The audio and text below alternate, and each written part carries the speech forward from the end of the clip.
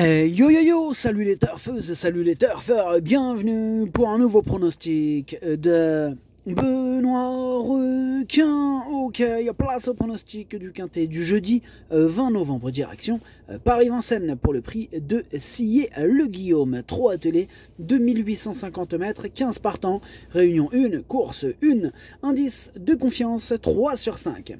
Petit retour sur le quintet de ce mardi, il y a eu du trouble fait à l'arrivée. Cette vidéo, je la tourne avant l'arrivée du quintet de ce mercredi et je reviendrai dessus demain.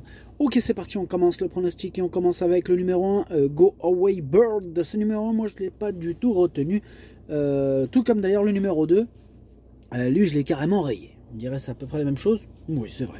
Enfin bref, on passe direct donc au numéro 3.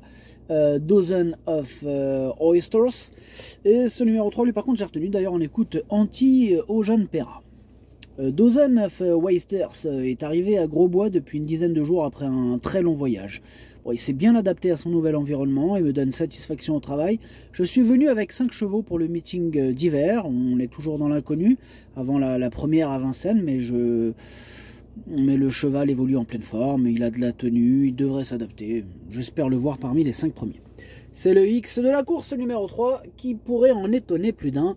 Ah, moi dans le doute je l'ai gardé, hein. Il me fait peur, je l'ai mis en toute fin de combinaison. En plus il pourrait avoir une petite cote sympathique. Bref, attention à lui. On passe au numéro 4, la Bocco. Et on écoute Dominique Lochneux. La Bocco est très bien, a très bien couru pour sa rentrée à Argentan. Je ne le pensais pas aussi près. Cette sortie lui a fait du bien, il a gagné en condition depuis. Je pensais qu'il allait être éliminé, mais le lot s'est creusé. Je pensais lui laisser encore ses fers afin de préserver ses pieds pour un bon engagement. 2 semaines plus tard, mais bon, il sera D4 et sa forme est sûre. Il peut terminer dans le quintet. Bon, pour ceux qui ne savaient pas, D4, ça veut dire déféré D4. Hein. Et oui, il y en a qui ne le savaient pas, et du coup là ils sont contents pour l'explication. D4, déféré D4. Bref, ce numéro 4, il fait partie de mes préférés, je l'ai mis 3e. On enchaîne avec le numéro 5, Fogo Pico, et ce numéro 5 c'est un regret, c'est mon 2e cheval de complément en cas de non partant. Donc on passe au numéro 6 que j'ai rayé, donc on va pas s'attarder sur ses chances, on passe au numéro 7, Alma d'Amer. Et ce numéro 7 m'embête beaucoup, c'est celui qui m'embête le plus, c'est lui mon gros regret, c'est lui mon cheval de complément en cas de non partant, attention possible, cassage en vue. On passe au numéro 8, Ivanov. Ivanov, je ne l'ai pas retenu, mais il est tout seul sur ma petite liste des possibles casseurs de tickets repérés. Ce qui fait de lui le chef et capitaine de ma liste, ce numéro 8, attention. On passe au numéro 9, Icar du Béryl, et on écoute Yvan Lacombe. Icar du Béryl a fourni une très bonne valeur à Salon de Provence dans un lot relevé. J'ai dû venir un peu trop tôt, mais il s'est montré courageux. Auparavant, à Bordeaux, il aurait gagné si je n'avais pas dû faire un écart dans la ligne droite. Il est au top et l'engagement est favorable. C'est le moment de tenter l'aventure parisienne. Malgré la présence de bons étrangers, il a sa place dans le quintet. Il a sa place dans le quintet. En tout cas, moi, ce numéro 9, il me plaît beaucoup. Je l'ai mis 4e. On passe au numéro 10, Power Dog, et on écoute Franck Ouvry. Power Dog qui s'est encore imposé plaisamment là, dans le quintet du 30 octobre. Auparavant, sur ce parcours, il avait gagné en 1-11-9, en devançant de bons chevaux. Il ne compte qu'un seul faux pas à Angoulême, où il s'était élancé au galop après avoir dû ressortir plusieurs fois des airs de départ. Là, il a encore de belles choses à réaliser en France, et tout s'annonce bien pour jeudi. Ah ouais, ça sent bon pour ce numéro 10, c'est d'ailleurs mon préféré. On passe au numéro 11, Hardy Crown, et on écoute Dominique Lochneux, qui est encore là. C'est encore moi, ouais, c'est Dominique Lochneux. Écoutez, Hardy Crown n'a pas démérité sous la selle au début du mois. Il s'est montré un peu brillant en début de parcours, mais il n'est pas reparti lorsque sa partenaire lui a demandé de lui rendre la main. Écoutez, sa forme ne fait aucun doute, mais jeudi, il est contraint d'affronter des plus jeunes et de bons étrangers. Bon, il faudra que tout se passe bien, mais il n'est pas hors d'affaire pour les places. Ah je le pense aussi qu'il ne soit pas hors d'affaire, ce numéro 11. Je l'ai gardé, je l'ai mis 6e. On passe au numéro 12, Gangster d'Avanès. Je ne l'ai pas retenu, je ne l'ai pas rayé. Il n'est pas non plus sur une liste. Où est-il? Voilà, il est là. Question de feeling avec ce numéro 12.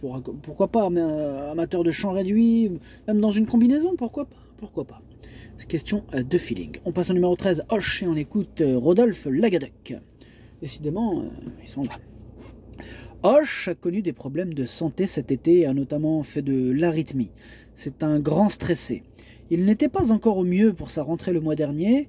Il a depuis travaillé sur l'hippodrome de Graigne avec plusieurs chevaux et tout s'est bien passé. Il est bien à l'entraînement et l'engagement est favorable, mais je suis dans le flou le plus total.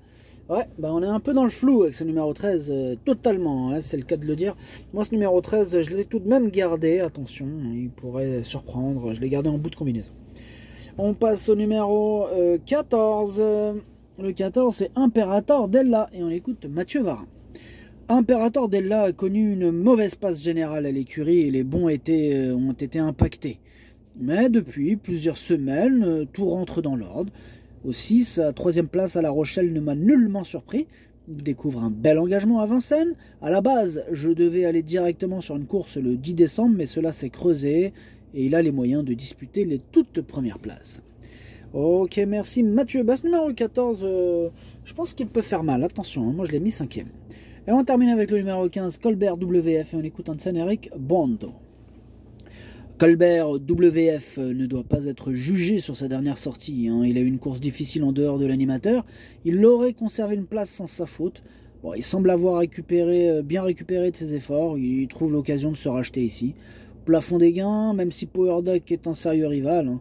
Bon, il faudra le courir plus à l'économie. Hein, et dans ce cas, il a sa place à l'arrivée. Ouais, bah moi il me plaît bien, il me plaît même beaucoup, il fait même partie de mes préférés, je pense qu'il peut lutter pour la victoire, je l'ai carrément mis 2e. Le pronostic ça donne 10, 15, 4, 9, 14, 11, 13, 3. Merci d'avoir suivi cette vidéo, n'hésitez pas à mettre un pouce bleu si la vidéo vous a plu. Pour accéder à tous mes tickets pour la course du Quintet, rendez-vous directement en description de la vidéo. Vous avez aussi le bouton rejoindre qui vous donne accès au pronom 8+2 plus le chef et capitaine de ma liste. Il y a une petite nouveauté, vous avez aussi quelques 2 sur 4, hein. Quand j'en fais un je le mets, voilà, on partage, bah oui un copain, c'est comme ça. Tout ça, ça se passe sur YouTube, hein. Bouton rejoindre les amis, bienvenue à toutes et tous. Merci à ceux qui sont déjà là, hein. On partage ce qu'on a. Bref, à jouer avec modération. Bonne chance. Chopez-le moi. Ciao.